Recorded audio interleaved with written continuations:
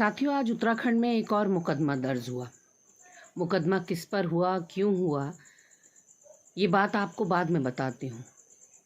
पहले कुछ और मामले बताती हूँ। उत्तराखंड में सरकार के नाम पर जो अराजकता फैली हुई है, उसके ऊपर कुछ प्रकाश डालना चाहती हूँ। यहाँ उत्तर प्रदेश के विवादित विधायक अमन मणि त्रिपाठी आते हैं लॉकडाउन फेज़ 3 के टाइम पर, और उत्तर प्रदेश से बद्रीनाथ तक पहुंच जाते हैं। उनको वीआईपी ट्रीटमेंट दिया जाता है, रेड कारपेट ट्रीटमेंट दिया जाता है, और आज तक भी उन अधिकारियों के ऊपर कोई कार्रवाई नहीं होती जिन्होंने उनको ये पास मुहैया कराया, या एक के बाद एक जिले जिस तरह से वो क्रॉस करते चले गए, कोई रोक टोक उन पर नहीं लगाई गई, उन अधिकारियों पर भी कोई गाज नहीं गिराई गई। दूसरा मामला है, जब योगी आदित्यनाथ जी के पिताजी की अंत्येष्टि पर शिव प्रकाश जी, जो भाजपा और आरएसएस के राष्ट्रीय सह संयोजक हैं, वो लाव लश्कर के संग लगभग 70-80 अफसरों के साथ, नेताओं के साथ उत्तर प्रदेश से यहाँ पौड़ी यानी कि ग्रीन जोन में आते हैं और अंत्येष्टि में शरीक होते हैं। सारे नियम कानून ताक पर रख दिए जाते हैं, कोई नियम कानून इन लोगों के लिए नहीं लिस्ट आउट किए जाते हैं, और अंत्येष्टि पूरी करके वो वापस भी चले जाते हैं। आज एक मुकदमा दर्ज हुआ है। पहले आपको पता होगा, आपके संज्ञान में तो है ही, कि सोनिया जी ने पीएम केयर फंड का हिसाब मांगा कि आम जनता का पैसा, गरीब जनता का पैसा पीएम केयर फंड में है, और क्यों आपको प्रधानमंत्री राहत कोष के अलावा एक पीएम केयर फंड खोलने की ज़रूरत पड़ी, और उसमें कितना पैसा आया है ये आप जनता को हिसाब दीजिए। तो उनके ऊपर मुकदमा कर दिया गया। उत्तराखंड के कांग्रेस के प्रभारी श्री अनुग्रह नारायण सिंह जी और उनके 13 साथियों पर उत्तर प्रदेश सरकार ने मजदूरों के से जो किराया वसूल किया जा रहा था, उसके विद्रोह में जब उन्होंने धरना दिया तो उन पर केस कर दिया प्रभारी जी के ऊपर। आज यहाँ उत्तराखंड में हमारे जिला अध्यक्ष श्री हिमांशु बिजलवाण जी, जो कि नरेंद्र नगर देवप्रयाग के जिला अध्यक्ष हैं हमारे, उनके ऊपर मुकदमा दायर किया गया है। और आप सुनकर चौंक जाएंगे।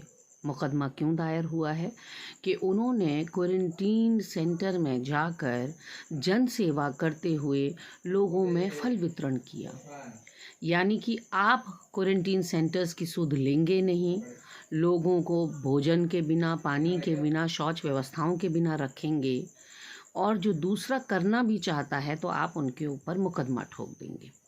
यानी कि एक तरफ तो वीआईपी कल्चर है, जिनके ऊपर कोई मुकदमेबाजी की बात नहीं होती, अधिकारियों पर कोई कार्रवाई की बात नहीं होती, और विपक्षी दल के नेताओं के ऊपर एक एक करके उनको कुचलने का, उनको दमन करने का, उनको दबाने का प्रयास किया जाता है। क्वारंटीन सेंटर्स जो उत्तराखंड में खुले हैं, उनके हालात अगर आपको बताऊं सिलसिलेवार, तो सबसे पहले उधम सिंह नगर से घटना आती है कि एक युवती का यौन उत्पीड़न होता है एक पुलिसकर्मी के द्वारा क्वारंटीन सेंटर में। दूसरी घटना आती है जब रुद्रपुर में 3 दिन तक एक युवती की लाश सड़ती रहती है कोरोना की रिपोर्ट के इंतज़ार में। कल 4 साल की एक बच्ची को क्वारंटीन सेंटर में जहरीले सांप ने डस लिया और दुर्भाग्य से उसकी मृत्यु हो गई। फिर पौड़ी के क्वारंटीन सेंटर में अब तक 3 मौतें हो चुकी हैं। देहरादून के quarantine centre Maharana Pratap sports stadium में अब तक प्रशासन की नाक के नीचे से 900 चादरें गायब हो चुकी हैं। यह आज के समाचार पत्रों के मुख्य खबर है। ऐसे कई मामले हैं, और जो वीडियोज़ और फोटोग्राफ्स फेसबुक पर फ्लोट कर रहे हैं क्वारंटीन सेंटर्स के, वो साफ साफ ये दिखाते हैं कि जल भराव है, मच्छर वहाँ ब्रीड कर रहे हैं, डेंगू की पूरी संभावनाएं हैं, शौच की, खाने पीने की समुचित व्यवस्था नहीं है। यानी कि बुरे हाल में क्वारंटीन सेंटर्स हैं।